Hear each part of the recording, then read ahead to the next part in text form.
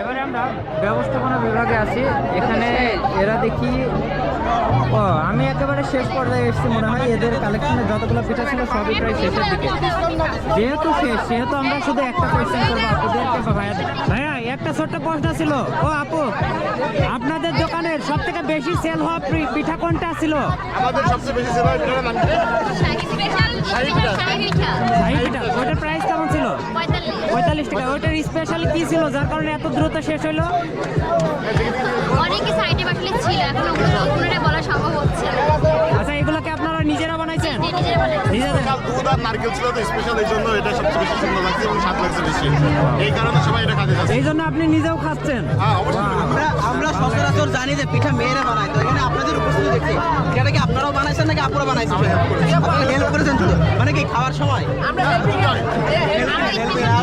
ছিল, সেটা হচ্ছে আমাদের তাছাড়া এখানে প্রায় 50 রকমের পিঠা আছে। 50 রকমের? 50 রকমের। সব সেল হয়ে গেছে।